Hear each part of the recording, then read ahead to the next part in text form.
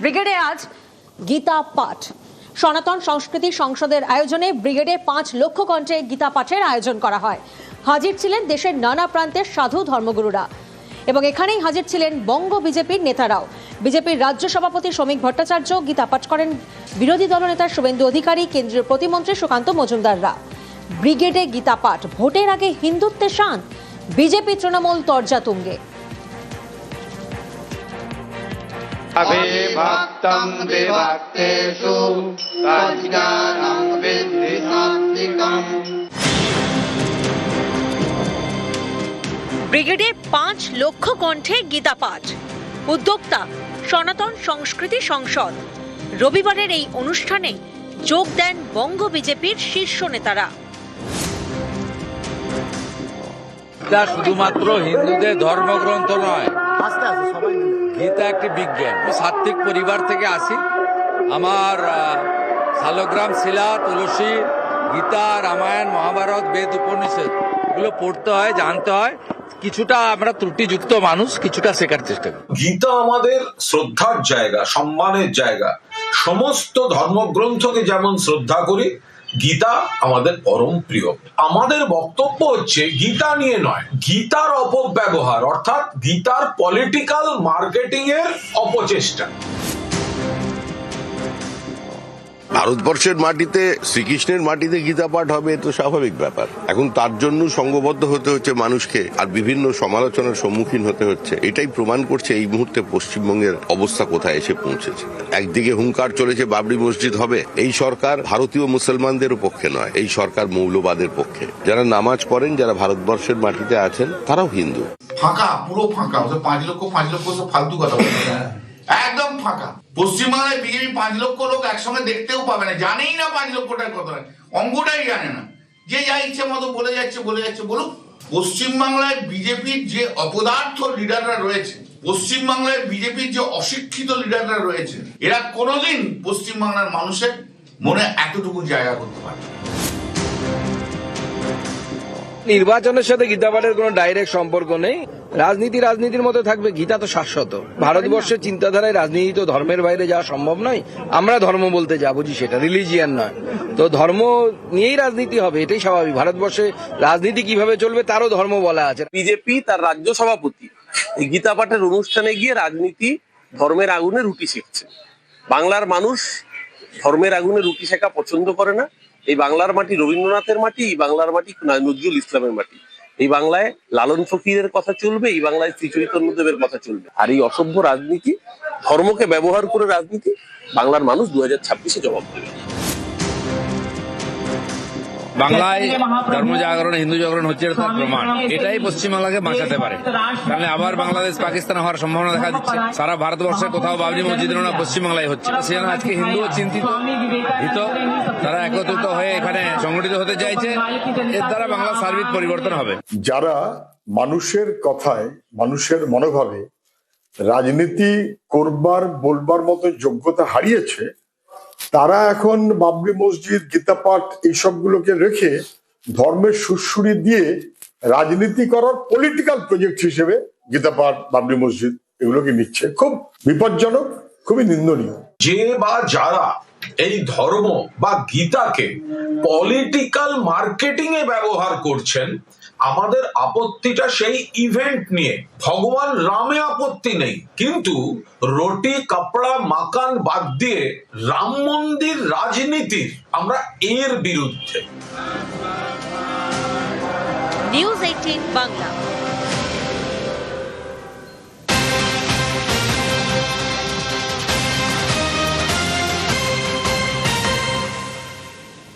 ব্রিগেডে গীতা পাঠ, সেই মঞ্চে ছিলেন পশ্চিমবঙ্গের রাজ্যপাল সিভি আনন্দ বোস। গীতা পাঠের মঞ্চ থেকে দুর্নীতি সহ একাধিক প্রসঙ্গ তুলে চড়া সুর সিভি আনন্দ বোসের। 26-এর ভোটে জনতাই জবাব দেবে, পাল্টা কুণাল ঘোষ। आदि कवि वाल्मीकि ने कहा, मां निषादा प्रतिष्ठाम तमगम शाश्वती समा। भ्रष्टाचार करने वाले, हत्या करने वाले बंगाल कर्म करने के लिए तैयार है। सूरज हमारे ऊपर है, हथियार हमारे पास है, लोगों की शक्ति दुश्मन हमारे सामने है। राज्य की दुर्दशा, बंगाल तैयार है। बंगाल धार्मिक एरोगेंस के खत्म करने के लिए तैयार है।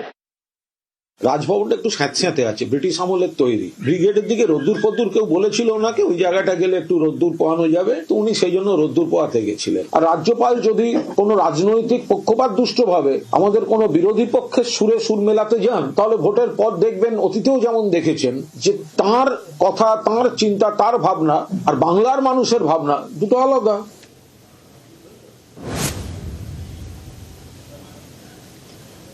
লক্ষ্য কণ্ঠে কোরআন পাঠ। আগামী দিনে মুর্শিদাবাদে দিনভর কোরআন পাঠের ঘোষণা হুমায়ুন কবিরের। পাল্টা বিজেপিকে নিশানা হুমায়ুনের। বিজেপি বরাবরই হিন্দুত্ব তাস খেলে, রাম মন্দিরের এজেন্ডা নিয়ে ক্ষমতায় এসছে, 19টা রাজ্য দখল করেছে। বাংলা দখল করার জন্য তারা গীতা পাঠ করছে। গীতা পাঠ করতেই পারে, সনাতন ধর্ম অবলম্বী মানুষ, তাদের কালচার, তাদের গীতাকে তারা সম্মান করে, তারা এ নিয়ে আমার শ্রদ্ধা আছে। আমি আগামী দিনে মুসলমানদের বেশি বেশি করে বিধানসভায় সিট জেতার জন্য কোরআন পাঠেরও আয়োজন করব। আমি 1 লক্ষ হাফেজকে দিয়ে কোরআন পাঠ করাবো। 1 লক্ষ। হুমায়ুনকে পাল্টা খোঁচা বিজেপির। ধর্মকে সামনে রেখে রাজনীতির চেষ্টা। বাংলার বঞ্চনার অভিযোগ থেকে নজর ঘোরাতে মুখ ও মুখোশের নাটক কটাক্ষ কুণাল ঘোষের। হুমায়ুনবাবু কি বলছেন কি না বলছেন সেটা নিয়ে পশ্চিমবঙ্গের মানুষ, বাঙালি যারা, তারা ভাবিত নন। বাংলার মানুষ জানেন যে বাংলা ভাগ হয়ে পশ্চিমবঙ্গ তৈরি হয়েছিল হিন্দু হোমল্যান্ডের জন্য। সেখানে যে কেউ কোরআন পাঠ করবেন, গীতা পাঠ করবেন, বাইবেল পাঠ করবেন, তাতে আমাদের কোনো কিছু এসে যায় না। কিন্তু যদি কোনো মানুষ কথা বলেন যে যারা কোরআন পাঠ করবেন একমাত্র তাদেরই বেঁচে থাকার অধিকার আছে, তাহলে সেটা ভারতবর্ষের সংবিধানকে হাতে নিয়ে ভারতবর্ষের মানুষ, পশ্চিমবঙ্গের মানুষ প্রতিহত করবে। এই যে পবিত্র গীতা এবং পবিত্র কোরআন, উল্টে এটাকে বাহুবল প্রদর্শনের কাজে রাজনৈতিক ভাবে ব্যবহার করা হচ্ছে। কোরআন পাঠ 100 বার করবেন, কিন্তু গীতা সেটা রাজনৈতিক মার্কেটিং এ ব্যবহার হতে পারে না।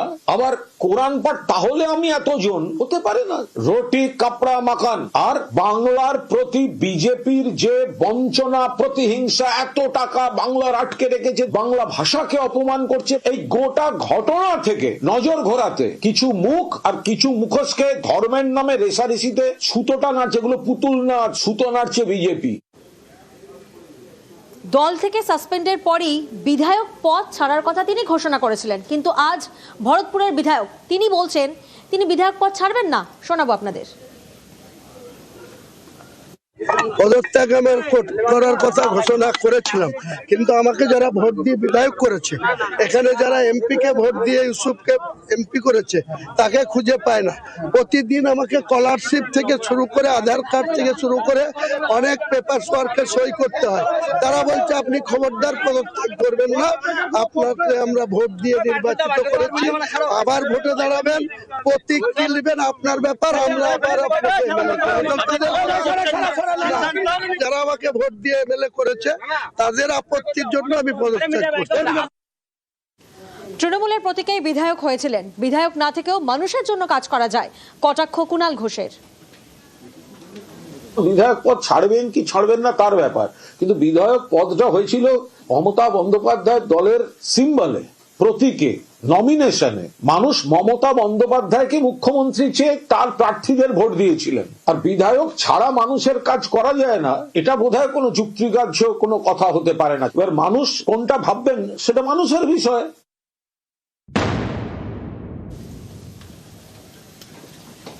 প্রায় 6 মাস পর ঘরে ফিরেছেন অন্তঃসত্ত্বা সোনালী খাতুন, কিন্তু তার স্বামী দানিশ শেখ তিনি এখনো বাংলাদেশে আটকে। তার প্রতিবেশী সুইটি বেবি এবং তার 2 ছেলে তারাও বাংলাদেশে আটকে।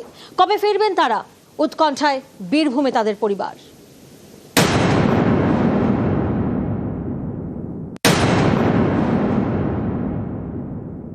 ও ফিরে এলে তো আমারও ছেলে যেমন ফিরে আসে, সুইটি বিবি। আমাদের মন খারাপ, আমার ছেলে কাঁদছে মার জন্যে। চলে আসে সুইটি বিবি, ছেলে সোনালিরা চলে এসছে, আমার ছেলে কেন আসবে? হ্যাঁ, আমার জন্ম এখানে, আমার সুইটিরও জন্ম এখানে। যখন জেল থেকে ছুটাই ওই তখনই আমার মেয়ের সাথে কথা বলেছি, আর আমি কথা বলতে পারি না। বীরভূমের পাইকরের সোনালী খাতুন প্রায় 6 মাস পর বাংলাদেশ থেকে ভারতে ফিরেছেন।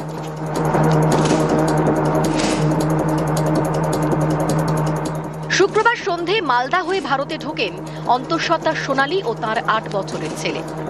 তার স্বামী দানিশ শেখ এখনো বাংলাদেশে। এ নিয়ে উদ্বেগে সোনালীর বাবা। তার বক্তব্য, মেয়ে প্রায় 9 মাসের অন্তঃসত্ত্বা।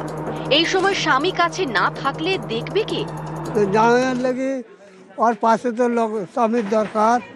স্বামী না হলে তো আমার তো ক্ষমতাও নেই দেখভাল করার। তো স্বামীটাকে কেন ছাড়লো না? স্বামীকেও ছাড়ুক, আমার এইটাও অনুরোধ। আর কিছু বলার অসুবিধা হচ্ছে, বহুত অসুবিধা। তার 2টা বাচ্চা নিব, দরকার কে সামাল দেবে এগুলাকে? আমার তো ক্ষমতা নেই। সোনালীর প্রতিবেশী সুইটি বিবি, তার 3 ছেলে। এক ছেলে রয়েছে বীরভূমের বাড়িতে, আর 2 ছেলেকে নিয়ে প্রায় 6 মাস ধরে বাংলাদেশে সুইটি। তার মায়ের প্রশ্ন, সোনালী তো বাড়ি ফিরেছেন, তার মেয়ে এবং নাতিরা কবে ফিরবে? ও ফিরে এলে তো আমারও ছেলে যেমন ফিরে আসে সুইটি বিবি। আমাদের মন খারাপ, আমার ছেলে কাঁদছে মার জন্যে। চলে আসে সুইটি বিবি, ছেলে সোনালীরা চলে এসছে। আমার ছেলে কেন আসবে? হ্যাঁ, আমার জন্ম এখানে, আমার সিউটিরও জন্ম এখানে। যখন জেল থেকে ছুটাই ওই তখনই আমার মেয়ের সাথে কথা বলেছি, আর আমি কথা বলতে পারি না। বিনা অপরাধে একজন ভারতীয় নাগরিককে কিন্তু তার দেশ থেকে বিতাড়ন করা হলো। সেই সঙ্গে তার যে বাচ্চা, সে কিন্তু শিক্ষা থেকে কিন্তু তার কিছুদিন হলেও সে বিরত হলো, এবং একটা ট্রমার ভেতর দিয়ে ওরা কিন্তু চলছে আজকে। মুরারইয়ের 2 নম্বর ব্লকের পাইকর। এখানকার বাসিন্দা সোনালী খাতুন, তার স্বামী দানিশ শেখ, প্রতিবেশী সুইটি বিবি। সকলেই দিল্লির রোহিণীতে পরিযায়ী শ্রমিকের কাজ করতেন। সেখানে বাংলা বলায় বাংলাদেশের সন্দেহে দিল্লি পুলিশ তাদের আটক করে। অভিযোগ, 26শে জুন সোনালী তার ছেলে ও স্বামী সহ 6 জনকে জোর করে পাঠিয়ে দেওয়া হয় বাংলাদেশে। 1 ডিসেম্বর বাংলাদেশের আদালত জামিন দেয় সোনালীকে। সেদিনই জেল থেকে মুক্তি পান। শেষমেশ শুক্রবার সন্ধে নাবালক ছেলেকে নিয়ে দেশে ফেরেন সোনালী। সোনালীর স্বামী দানিশ, প্রতিবেশী সুইটি এবং তার নাবালক 2 ছেলে এখনো বাংলাদেশে। বীরভূম থেকে অক্ষয় ধীবর, নিউজ 18 বাংলা।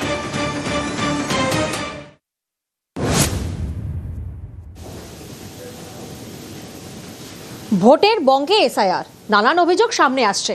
এই যেমন ধরুন, গত বছর ভোট দিয়েছেন কিন্তু এবছর ভোটার লিস্টে নামই নেই। অন্যদিকে আবার বাগদার ভোটারের এপিক নাম্বার চলে গেছে কোথায় জানেন? হুগলিতে। কেউ আবার বাবাকে মৃত দেখিয়ে তারপরে ভোটার লিস্টে নাম তুলছেন। এক এক জায়গায় এক রকম অভিযোগ।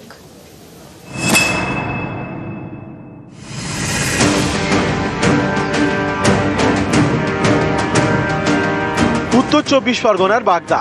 এখানকার পার কৃষ্ণচন্দ্রপুরের বাসিন্দা মহাদেব দাস। তার দাবি, 2002 সালে ভোটার তালিকায় নাম রয়েছে, 2400 ভোট দিয়েছেন, কিন্তু এবারের ভোটার তালিকায় নাম নেই, তাই এসআইআর ফর্মও পাননি। এই নিয়ে খোঁজ নেন বিএলওর কাছে। মহাদেবের দাবি, তখনই তিনি জানতে পারেন তার নাম রয়েছে হুগলির পান্ডুয়ার ভোটার লিস্টে। তার নাম এবং বাবার নাম এক, শুধু বদলে দেওয়া হয়েছে ছবি। আমরা 5 জন পরিবারে আমারটা 4টে পেয়েছি, আর আমারটা পাইনি। এসআই সাহেব বলেছে তোমার হুগলিতেই ভোট, ওখানেই যাওয়া লাগবে, ওখানে যে ফর্ম ফিল আপ করতে হবে। এখানে ভোট দিয়েছি। ভোট কি করে চলে গেল আমি তো জানি না। একই এপিক নাম্বার, বাবার নাম এক, ছবি অন্য লোকের ছবি, আমার ছবি না। 2025 সালে মহাদেব দাসের ভোট আমার পার্টে নেই। সার্চিং করে দেখা যাচ্ছে সেই ভোট পান্ডুয়ায় চলে গেছে। কোনো মিস্টেক হয়েছে বা ভুলবশত ওখানে চলে গেছে, না ওর এসআইআর ফর্ম আসেনি। আমি এটা বিডিওর কাছে আবেদন করেছি যাতে সে পুনরায় এখানেই তার ভোটটা থাকে।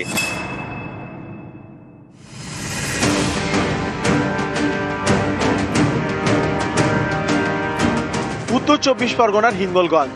এখানকার বাসিন্দা বিভূতি সরকার। অভিযোগ, 1996 সালে তিনি বাংলাদেশ থেকে এসেছেন। সম্প্রতি ভোটার তালিকায় নাম তোলেন। এর জন্য এক মৃত ব্যক্তিকে বাবা হিসেবে দেখান। তার নাম অজিত সরকার। অজিতের এক ছেলে এবং এক মেয়ে। বিষয়টি নজরে আসতেই তারা পুলিশে অভিযোগ জানিয়েছেন। 1996-তে এখানে গেছি, বাংলাদেশ থেকে। হ্যাঁ, আমি ভোটার হওয়ার কোনো যোগাযোগ পাচ্ছি না, ডকুমেন্ট নাহলে ভোটার হওয়া যায় না। খুঁজে কম্পিউটারে জেরক্স ফলে ভোটার লিস্ট দেখে এই নামের সঙ্গে নাম মিল করিয়ে আমার কোনো কাগজপত্রের সঙ্গে মিল লিখে আমি এই ভোটারটা হয়েছি। আর ইনি যে হয়েছে ইনি আমার বাবার নাম, কিন্তু আমার বাবার নামই অজিত সরকার, মার নাম জগদা সরকার।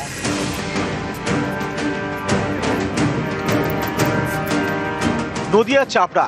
শুক্রবার সন্ধে এখানে বিএসএফ এর হাতে ধরা পড়ে এক বাংলাদেশি। তার নাম মনিরুল শেখ, বাড়ি বাংলাদেশের মেহেরপুরে। অভিযোগ, কাঁটাতার পেরিয়ে ভারতে ঢোকার সময় ধরা পড়েন মনিরুল। উত্তরবঙ্গেও গ্রেপ্তার 2 বাংলাদেশি। অভিযোগ, শনিবার রাতে জলপাইগুড়ি সংলগ্ন কোচবিহারের হলদিবাড়ি সীমান্ত দিয়ে ভারতে ঢোকেন 2 জন। শিলিগুড়ি যাওয়ার চেষ্টা করেন। তাদের কথাবার্তায় ট্যাক্সি চালকের সন্দেহ হয়। তিনি পুলিশকে জানান। এরপরেই অতুল রায় এবং ধর্মনারায়ণ রায় নামে 2 বাংলাদেশিকে গ্রেপ্তার করা হয়। নিউজ 18 বাংলা।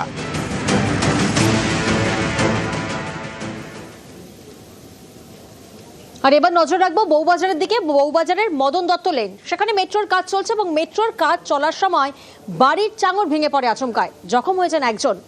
এবং সেই ছবি এই মুহূর্তে আপনাদেরকে দেখাচ্ছি। বউবাজারের মদন দত্ত লেনের ঘটনা। মেট্রোর কাজের সময় ভেঙে পড়ে চাঙড়, জখম হয়েছে একজন। আতঙ্কে এলাকার 15টি পরিবার।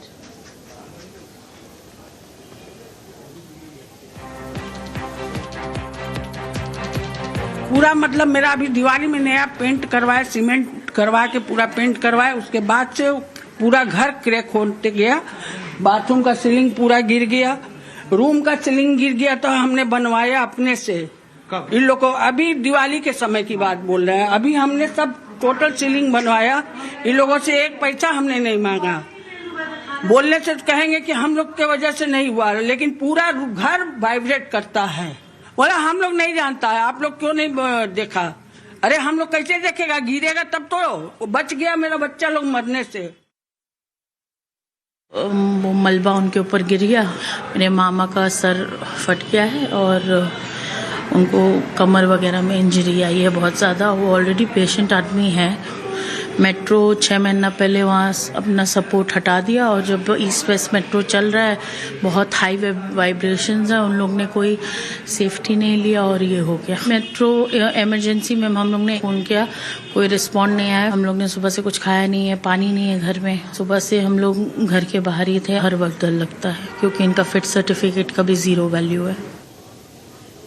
মেট্রোর বিরুদ্ধে উদাসীনতার অভিযোগে সরব। মেট্রোর বিরুদ্ধে সরব বিধায়ক নয়না বন্দ্যোপাধ্যায়। যখন এই মানুষগুলোর সঙ্গে কথা বলবেন তখন বুঝবেন যে শুধু উদাসীনতা নয়, দুর্ব্যবহার যথেষ্ট করা হয় মেট্রো রেল কর্তৃপক্ষ থেকে।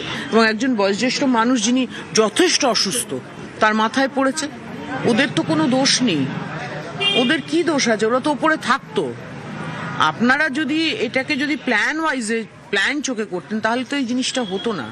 বা যখনই বুঝতে পেরেছিলেন যে নিচে জল আর মাটি আছে তখনই যদি আপনারা স্টপ হয়ে যেতেন তাহলে তো আজকে এই জিনিসগুলো হতো না। কত মানুষ আপনারা জানেন যে এইখান থেকে বেরিয়ে চলে গেছে, তারা আজ পর্যন্ত আসেনি। মানবিকতার দিক থেকে একেবারে 0।